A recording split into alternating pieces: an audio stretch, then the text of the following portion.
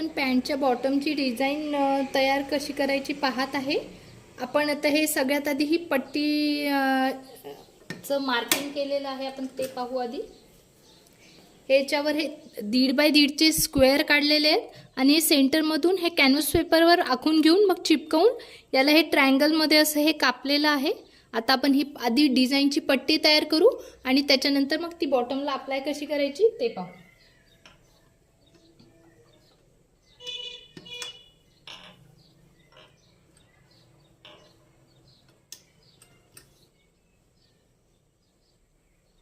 ही आपण डिझाईन कुठल्याही पॅन्टच्या याला लावू शकतो, साध्या पॅन्टच्या किंवा पट्टीला।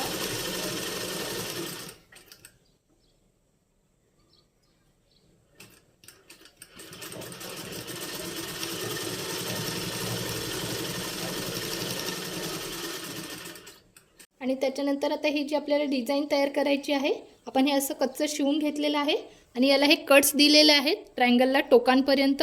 आणि त्याच्यानंतर आता हे आपण आतमध्ये फोल्ड करून आपण याच्यावर पूर्ण दाब शिलाई मारून घेणार आहेत, हे तुम्ही पाहू शकता। चला आपण तर आता हे पाहू। जे आपण कॅनव्हास पेपरचे कटिंग केलेले आहेत त्याच्यावरून आपण स्टिच करत जाणार आहे।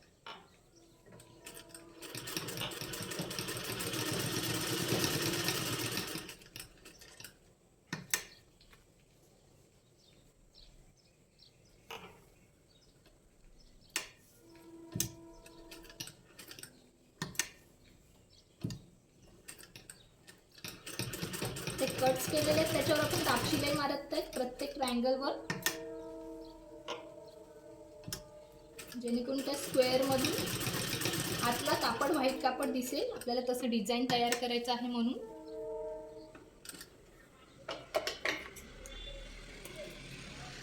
नंतर सेम प्रोसेसने आता परत तो स्क्वेअर दुसरा आपण तसंच आत टाकून परत शिलाई मारून घेणार आहे।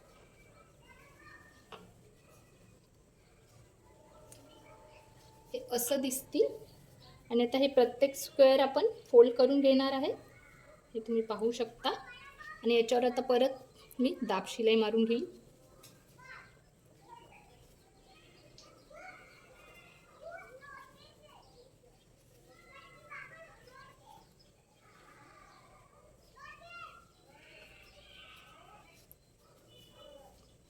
तुम्ही पाहू शकता मी आतून ते ट्रायंगल फोल्ड करते, ते स्क्वेअर तयार होत आहेत।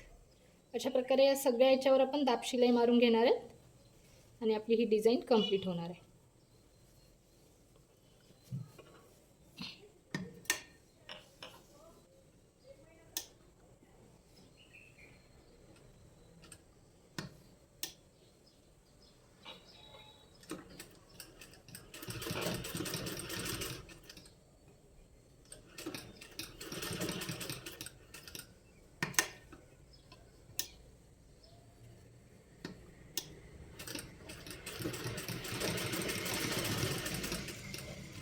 अशा प्रकारे आपण सगळे स्क्वेअर स्टिच करून घेणार आहेत दाब शिलाई मारून, हे तुम्ही पाहू शकता।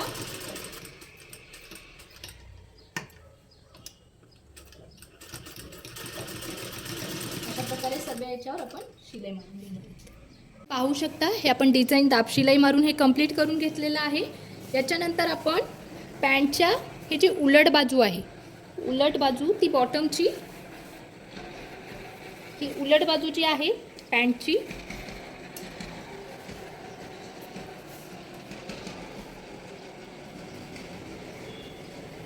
आपण पॅन्टच्या उलट बाजूवर ही डिझाईन केलेली पट्टी देखील उलट ठेवणार आहे आणि याला हे आपण स्टिच करून घेणार आहे, पाहू शकता तुम्ही। हे लक्षात असू द्या की पॅन्टच्या उलट बाजूवर, हे पॅन्टच्या उलट बाजूवर हे उलट स्टिच करून घ्यायचं आहे।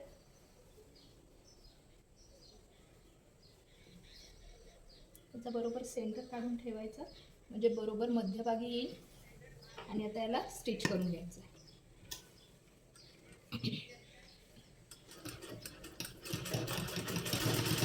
हे बॉटमचं डिझाईन आपण कुठेही यूज करू शकतो, पण मी पॅन्टसाठी यूज करत आहे कारण मला पॅन्टसाठी हवं होतं। आपण अशा प्रकारे हे इथे वेगवेगळे स्क्वेअर शेप, राउंड, ट्रायंगल कुठलेही शेप आपण अप्लाय करू शकतो.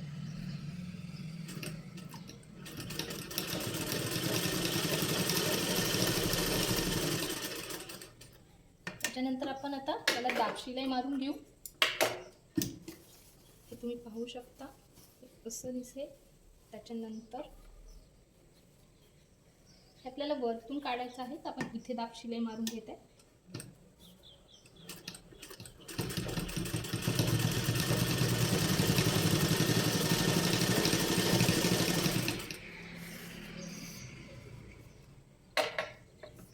आणि याला पलटवून आपण वरती काढून घेणार आहे. म्हणजे हे पॅन्टच्या सरळ बाजूला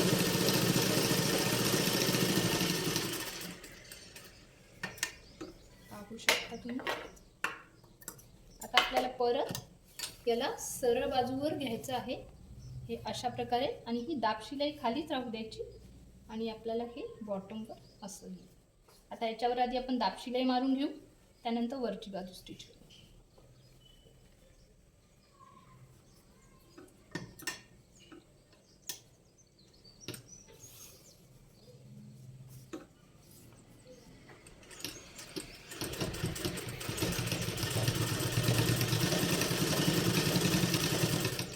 तुम्ही पाहू शकता की आता पॅन्टच्या वरच्या बाजूवर आलेली आहे.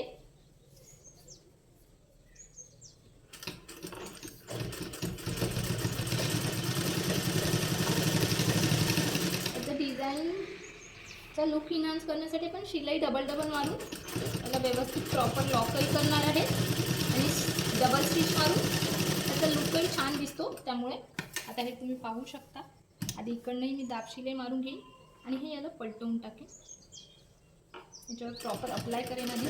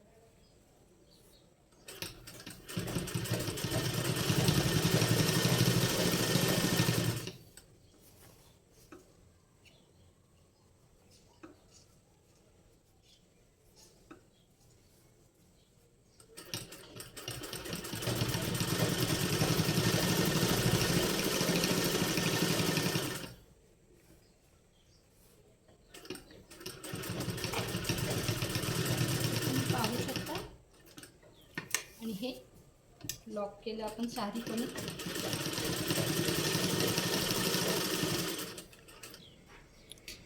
तुम्ही पाहू शकता, हे मी जवळून मुद्दामून दाखवत आहे.